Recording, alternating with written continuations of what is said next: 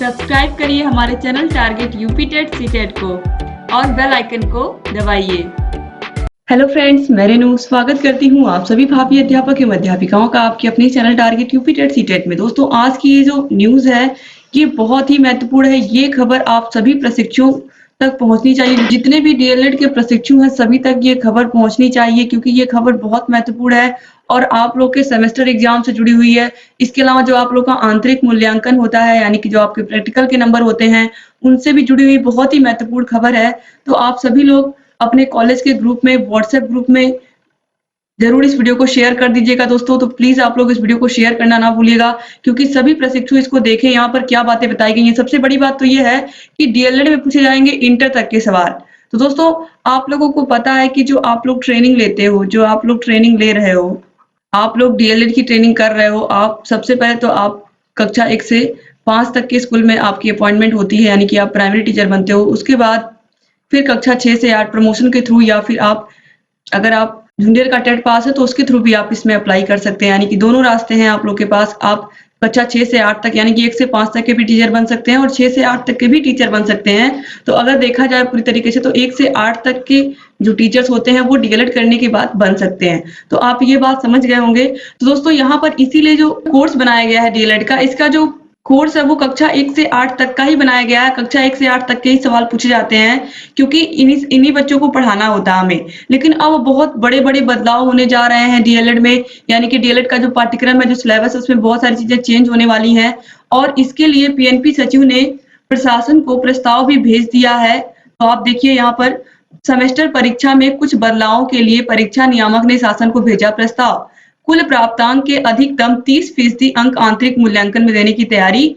तो दोस्तों, यहाँ पर देखिए अभी क्या बातें लिखी हुई है। सबसे पहले ये देखिए आप, डिप्लोमा इन एलिमेंट्री एजुकेशन, यानी कि डीएलएड की सेमेस्टर परीक्षाओं में अभ्यर्थियों को कठिन सवालों का सामना करना पड़ सकता है। डीएलएड की परीक्षाओं में अभी कक्षा 8 स्तर तक के सवाल पूछे जाते हैं, जिनका स्तर बढ़ाकर अब कक्षा 12 तक करने की तैयारी है। इस बाबत परीक्षा नियामक प्राधिकारी की ओर से शासन को प्रस्ताव भेजा गया है। इसके साथ ही मूल्यांकन व्यवस्था में भी संशोधन का प्रस्ताव है, ताकि परीक्षा में पारदर्शिता को बढ़ाया जा सके।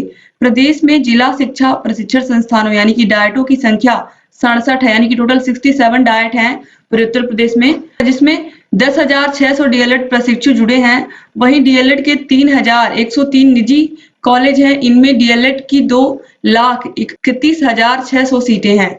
डीएलएड का कोर्स पूरा करने के बाद प्रशिक्षु प्राथमिक एवं उच्च प्राथमिक स्कूलों में शिक्षक बनने की अर्हता को पूरी कर लेते हैं। वैसे राष्ट्रीय अध्यापक शिक्षा परिषद, यानी कि एनसीटीई का नियम है कि इंटर पास डीएलएड में प्रवेश ले सकते हैं, लेकिन उत्तर प्रदेश में स्नातक कर चुके अभ्यर्थियों को डीएलएड में प्रवेश दिया जाता है, यानी कि जिन्होंने बीए, बीएससी, बीकॉम कंप्लीट कर लिया है उन्हें मिलता है। इसके बाद देखिए, जबकि डीएलएड की सेमेस्टर परीक्षाओं में कक्षा 8 स्तर तक के ही सवाल पूछे जाते हैं। ये भी मैंने आपको बताया कि क्लास 1 to 8 तक के जो सवाल हैं वो पूछे जाते हैं। शिक्षा की गुणवत्ता को और बेहतर बनाने के लिए अब तैयारी चल रही है, यानी कि जो शिक्षा की गुणवत्ता है, क्वालिटी ऑफ एजुकेशन है, उसको और अच्छा बनाने के लिए ही ऐसा कदम उठाया जा रहा है पीएनपी सचिव के द्वारा कि डीएलएड की सेमेस्टर परीक्षाओं में कक्षा 12 स्तर तक के सवाल पूछे जाएं। ये बहुत महत्वपूर्ण लाइन लिखी गई है यहाँ पर कि कक्षा 12 स्तर के सवाल पूछे जाएं।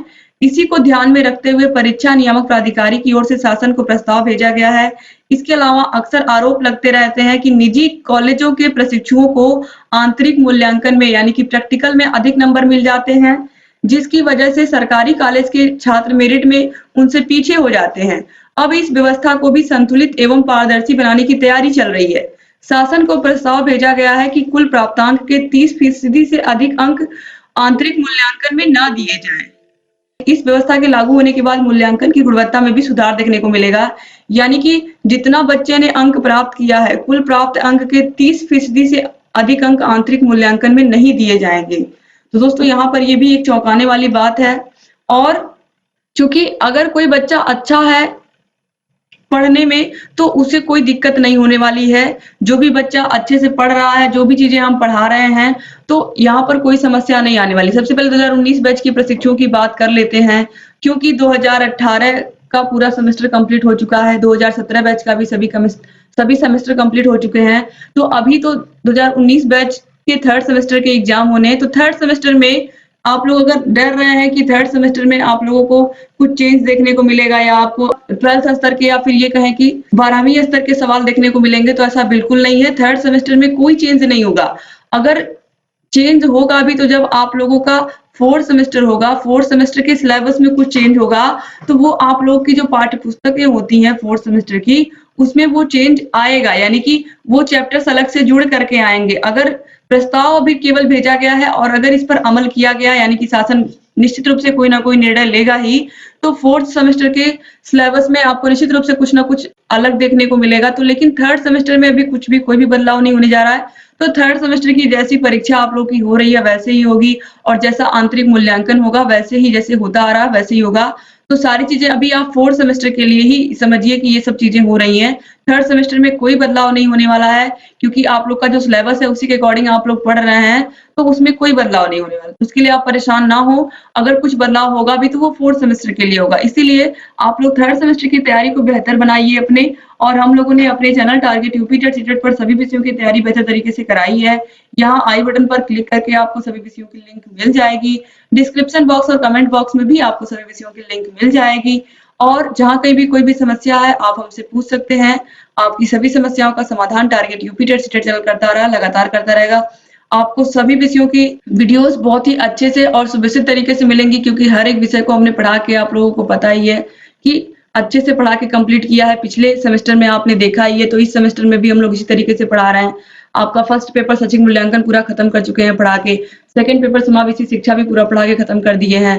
साइंस पूरा पढ़ा के खत्म किया जा चुका है। इसके अलावा आप लोग का हिंदी पूरा पढ़ा के खत्म किया जा चुका है। और दोस्तों अब हम संस्कृत को भी लगभग खत्म करने वाले हैं। इसके अलावा आप लोग के मैथ, कंप्यूटर सबकी क्लासेस चल रही हैं, तो आपको हर एक विषय को कंप्लीट कराया जाएगा एग्जाम होने से पहले। तो आप चैनल से बने रहिए और जहाँ कहीं भी कोई भी समस्या आ रही है हमसे बताते रहिए।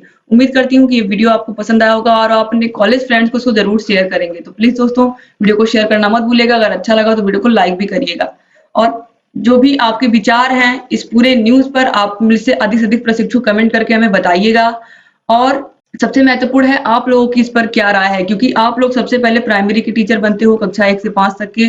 तो जब भी वैकेंसी आती है, इसके बाद फिर कक्षा 6 से 8 की भी वैकेंसी आती है, तो इसमें भी आप पार्टिसिपेट करते हो। तो आप मेनली कक्षा 1 से 8 तक के ही टीचर बन सकते हो डीएलएड करके। तो इसमें इंटरमीडिएट तक के सवाल पूछना कहाँ तक सही है, आप में से अधिक प्रशिक्षु इस बात पर अपनी राय दें। हम लोग भी जानना चाहते हैं कि आप लोगों की क्या राय है इस पर, जो पीएनबी सचिव ने बदलाव के लिए शासन को प्रस्ताव भेज दिया है। तो मिलते हैं नेक्स्ट वीडियो में दोस्तों, तब तक अपना ख्याल रखिएगा और संस्कृत की क्लासेस को अटेंड करते रहिएगा। रेगुलर क्लासेस आ रही हैं और आगे भी आती रहेंगी।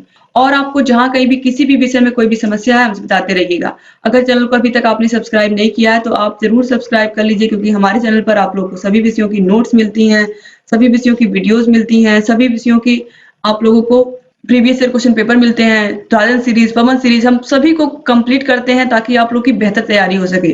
सब्सक्राइब के जस्ट बगल में ज्वाइन बटन मिलेगा, ज्वाइन बटन पर क्लिक करके आप सभी विषयों के नोट्स हमसे प्राप्त कर सकते हैं, जो हैंड रिटन नोट्स हम लोगों ने बनाए हैं। इसके अलावा दोस्तों ज्वाइन बटन को क्लिक करने के बाद व्यक्तिगत रूप से भी किसी समस्या का समाधान हमसे पूछ सकते हैं, उसका भी समाधान हम आपको बताएंगे। तो मिलते हैं नेक्स्ट वीडियो में, तब तक अपना ख्याल रखिएगा आप लोग। जय हिंद दोस्तों।